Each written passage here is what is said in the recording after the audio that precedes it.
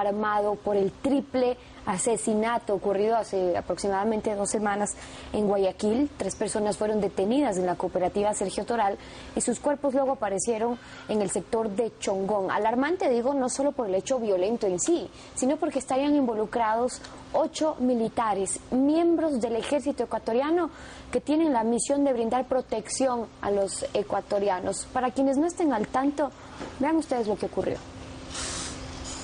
El pasado 8 de abril, en las afueras de Guayaquil, en Chongón, aparecieron maniatados y con un disparo en la cabeza los cuerpos de Walter Olmedo Tapia, Julio Avilés Buri y Pedro Castro Laje. Luego de las investigaciones, la Fiscalía solicitó la detención de 8 militares que integraban la patrulla número 5 del control antidelincuencial de la Fuerza Terrestre. Según testigos, esa brigada habría secuestrado a las 3 personas que luego aparecieron asesinadas. Pasaron por mi casa y retrocedieron y yo los volví a ver que eran 8 los que iban en ese carro. La Fiscalía los acusa de asesinato por la forma en que cometieron el hecho. Los amordazan, los amarran de pies y manos y les dan el tiro de atrás adelante en la nuca. A 2 de los fallecidos les sale la bala por la ceja. Esa misión específica del batallón, gente seleccionada, o sea, gente que no puede venir cualquiera tampoco. Entonces son gente que se ha capacitado, gente que no da ningún tipo de problemas en las unidades. Ricardo Camacho, experto en seguridad, nos acompaña esta mañana. Bienvenido y muchísimas gracias por estar con nosotros. Este hecho nos hace reflexionar sobre el papel que deben cumplir las Fuerzas Armadas dentro de las nuevas funciones que se les ha encargado, desde salir a las calles, enfrentar a la delincuencia, el crimen organizado y el control de las armas. La pregunta es, ¿están capacitados para asumir esas funciones? Buenos días, Steffi, buenos días a los amigos televidentes.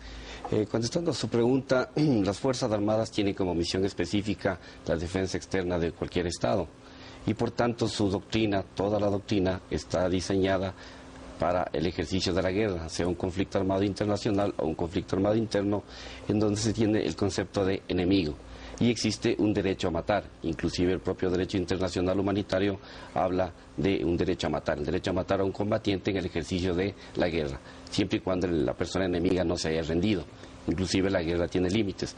Pero al hablar de las nuevas amenazas que existen en América Latina y en el Ecuador concretamente, frente al crimen organizado, una delincuencia común más organizada, etcétera, varios gobiernos han optado por tomar a las Fuerzas Armadas cuando una policía se ve rebasada por el crimen o por el delito, para que las Fuerzas Armadas colaboren o coadyuven con esa policía para prevenir o ayudar en prevención del delito.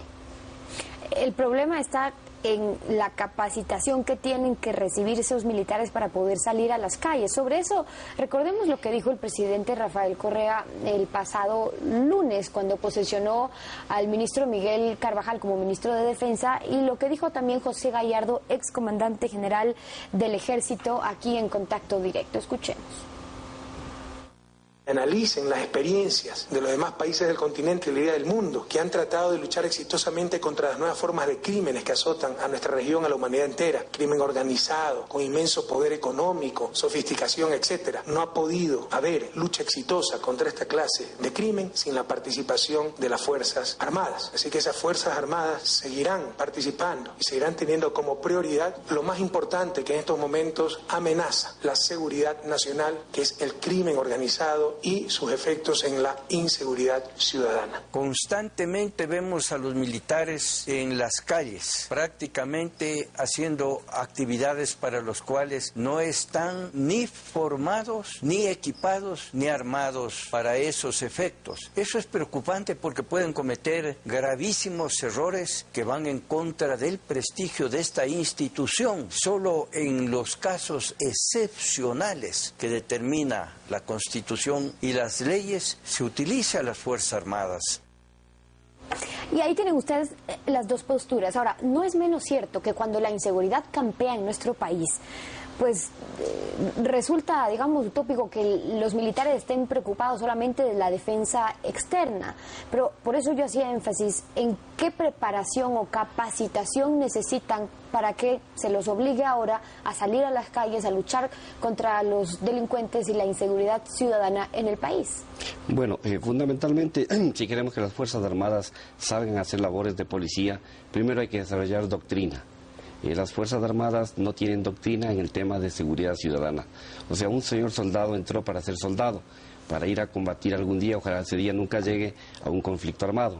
Y entonces lo que le toca el reto al nuevo jefe del Comando Conjunto, que justamente hoy se posesiona, es crear esa doctrina, manuales operativos, tácticos, un pensum de estudio de capacitación. No todos los militares pueden hacer policías militares, porque hay que hacer pruebas psicológicas, pruebas de confianza. Las armas del Estado, por ejemplo, que salgan a hacer tareas de seguridad ciudadana, tienen que pasar el registro IBIS.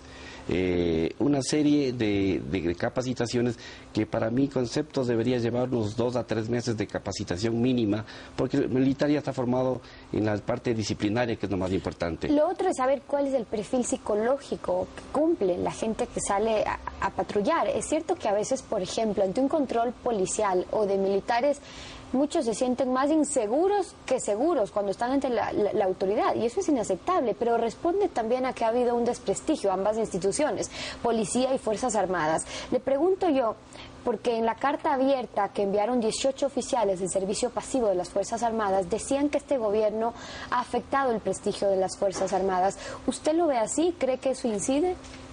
No, a ver, yo creo que el presidente de la República, en las imágenes que hemos visto, él habla que aprendamos de las lecciones en América Latina. ¿Cuáles son las lecciones en América Latina? El presidente Calderón declaró una guerra al narcotráfico al tercer día de haberse posesionado. Un error gravísimo, porque le costó 60.000 muertos y está por irse el presidente Calderón, y se equivocó en qué. No midió el concepto de masa, o sea, no tuvo una fuerza desbordante para enfrentarse al crimen organizado. No midió que el crimen organizado está bien organizado. Tercero, no definió claramente el concepto de victoria y cómo salir de esa guerra. O sea, que el presidente Calderón perdió la guerra. Entonces yo creo que el señor presidente Correa, cuando da su disposición como comandante en jefe de que las Fuerzas Armadas colaboren, que es algo nuevo, contra el crimen organizado, porque lo que ha hecho Fuerzas Armadas hasta ahora son pequeños operativos para colaborar con la policía en el tema de control de armas, de delincuencia común, pero nunca hemos hablado de crimen organizado. Al hablar de crimen organizado estamos hablando de palabras mayores. Entonces, esas enseñanzas que ya puso los muertos México y otros países de Centroamérica, las tenemos que aprender. Por eso digo que Fuerzas Armadas hoy tiene un gran reto, desarrollar doctrina antes de sacar a sus soldados a las calles, porque tendríamos que poner los muertos de soldados o civiles inocentes si no están capacitados. Consecuencias podrían ser como el caso que acabamos de presentar, y sobre eso lo más preocupante es que quede en la impunidad. Y entonces, ¿cómo comprobar si en efecto fueron estos militares del fuerte Huancavilca primero? Y para ello pues hay formas, hay maneras, como es la revisión de las armas. ¿Cuántas de ellas o qué tanto porcentaje se están utilizando con el registro IBIS que deberían cumplir policía y Fuerzas Armadas de sus armas? Eso es lo más grave, y usted ha hecho una excelente pregunta, Steffi. Lastimosamente tengo que informar a la ciudadanía que se empezó a realizar el registro IBIS, el registro computarizado que da la huella dactilar del arma. Entonces inmediatamente sabe si encuentra usted la vaina, como se encontró la vaina en el caso de Chongón, de los 3 ciudadanos asesinados, se sabe de qué arma salió. Pero en la Policía Nacional se inició un registro IBIS en la época del ministro Yal, que quedó suspendido. Yo creo que de las 40.000 armas se registraron 10.000 o 15.000 y quedó en el olvido. En el caso de las Fuerzas Armadas, de la Policía Militar, que salga a realizar labores de policía, o sea, o de funcionarios encargados de cumplir la ley, como dice Naciones Unidas, toda arma tiene que salir con el registro IBIS. Segundo lugar, todo vehículo que salga a hacer labores de seguridad tiene que salir con GPS. Aquí realmente, mire, en la información que se le envía al contraalmirante Luis Jaramillo por parte del mayor Gualán Ernesto, le informa que el día 6, 7, el sábado 7 fueron detenidas las 3 personas y el 8 se le envía la información y no hay novedades. Ahora, esto es clave, porque entonces si un propio comandante responde y dice no hubo novedades, quizás esto no se podía llegar a conocer si no había un GPS del municipio que estaba en el vehículo que estaba transportando a los militares y que por ende se supo el trayecto que estaba cumpliendo. Pero entonces nos preguntamos qué controles tienen que existir para precisamente evitar que ocurra lo que pasamos, que se sepa lo que pasó solo porque tenían el GPS del municipio. Es que no hay crimen perfecto, pues, cuando los crímenes perfectos no existen, solo en las películas. Aquí los compañeros militares que presuntamente, porque toda persona es inocente hasta que se demuestre lo contrario, se les localiza por 3 razones. Uno, porque el GPS detecta que pararon en Chongoncito 6 minutos, con latitud y longitud exacta. Y ellos no sabían que existía este GPS en el vehículo. Se olvidaron, del susto se olvidaron. o no sabían. En segundo lugar, regresan a 100 kilómetros por hora al cuartel de Huancavilca para llegar a tiempo. Segundo, no informan a sus superiores sobre lo que había ocurrido y se lo tapan. O sea, en segundo lugar, la PJ, la Policía Judicial, encuentra una vaina. Esa vaina la van a pasar en el registro IBIS y seguramente en 2 minutos del IBIS nos va a dar de qué arma salió. Y tercero, una prueba que me extraña que el señor fiscal no haya pedido hasta el momento, es que este gobierno ha gastado mucho dinero en aparatos de última... El microscopio de barrido electrónico, exactamente. Que a usted le pasan un algodoncito y sabe durante un mes le da 99.9% si hay implosión de pólvora en la mano o en la ropa. ¿Qué esperamos para saber esas pruebas? La pregunta es por qué no se está utilizando, por ejemplo, ese microscopio de barrido electrónico. Cierro con esto. ¿Qué medidas cree usted ahora de inmediato que es necesario que se asuman cuando estamos hablando también de un nuevo ministro en el campo de la defensa como es Miguel Carvajal y cuando el presidente al posesionarlo ha insistido, fue enfático en decir que tienen esta ardua tarea de trabajar para que las Fuerzas Armadas colaboren contra el crimen organizado y la inseguridad? Yo creo que el ministro Carvajal es un ministro que ya conoce Fuerzas Armadas, fue viceministro. El ministro Carvajal es un hombre inteligente, seguramente parará un tiempo los operativos, trabajará en desarrollar una doctrina que significa procedimientos, manuales, capacitación, equipamiento, etcétera, etcétera. Y ahí, una vez que el personal esté con pruebas psicológicas, con IBIS capacitado, podrá salir a colaborar con la Policía Nacional en las tareas asignadas por el señor presidente. Ricardo Camacho, experto en seguridad, acompañándonos esta mañana en Contacto.